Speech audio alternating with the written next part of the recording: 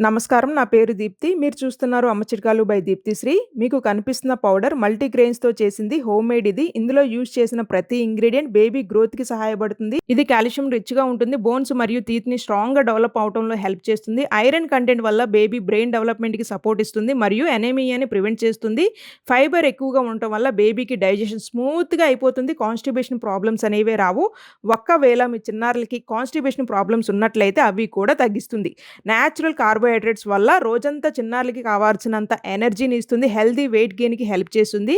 Oats, barley మరియు జీరా వల్ల స్టమక్‌ని లైట్‌గా ఉంచుతుంది. ఈజీగా డైజెషన్ అవుతుంది. మిల్లెట్స్ మరియు గ్రెయిన్స్ కలిసి బేబీ ఇమ్యూనిటీని స్ట్రాంగ్‌గా చేసి ఓవరాల్ గ్రోత్‌ని ఇంప్రూవ్ చేస్తుంది. 100% ఇది నేచురల్ ప్రిజర్వేటివ్స్ లేకుండా తయారు చేసిన హెల్తీ ఫుడ్ ఇది బేబీస్‌కి. జార్‌లో పీల్ చేసి కట్ చేసుకున్న చిన్న బౌల్ క్యారెట్ ముక్కలు, టమాటో ముక్కల్ని నీళ్ళేమీ పోయకుండా ఒక్కసారి గ్రైండ్ చేసుకోండి. ఒకసారి గ్రైండ్ చేసుకుంటే ఇలా ఉంటుంది. ఇప్పుడు నీళ్ళను పోసుకుని ఫైన్‌గా ప్యూరీ లాగా గ్రైండ్ చేసుకుని పక్కన పెట్టుకోండి. బాండీలో 2 టేబుల్ స్పూన్స్ నెయ్యి వేసుకుని, నెయ్యి మెల్ట్ అయినాక గ్రైండ్ చేసుకున్న ప్యూరీని నెయ్యి చిందులు పడకుండా జాగ్రత్తగా వేసుకుని లో ఫ్లేమ్‌లో కుక్ చేసుకోండి. మీరు క్యారెట్, టమాటో ముక్కల్ని ఇలా ప్యూరీ లాగా కాకపోయినా చిన్న చిన్న బాగా సన్నగా ముక్కల్లాగా కట్ చేసుకుని అయినా సరే మీరు నేతిలో వేపుకోవచ్చు. మీరు ఇదే ఫార్మాట్‌లో డిఫరెంట్ వెజిటబుల్స్‌ని యూజ్ చేసుకోవచ్చు. అలాగే లీఫీ వెజిటబుల్స్‌నైనా యూజ్ చేసుకోవచ్చండి. ఇలా నెయ్యి పైకి తేలుతుంటే కుక్ అయినట్లు.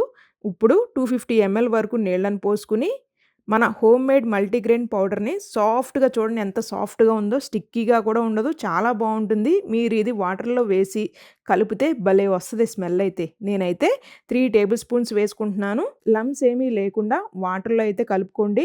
మీరు ఈ పౌడర్‌ని ఉపయోగించుకుని చేసే రెసిపీస్ ఏదైనా సరే ఏ టైంలో అయినా పెట్టుకోవచ్చు. బ్రేక్‌ఫాస్ట్, లంచ్, డిన్నర్ ఏ టైం అయినా సెట్ అవుతుంది. కానీ డిన్నర్ అయితే మీరు ఖచ్చితంగా ఎర్లీ డిన్నర్ అయితే ప్లాన్ చేసుకోండి.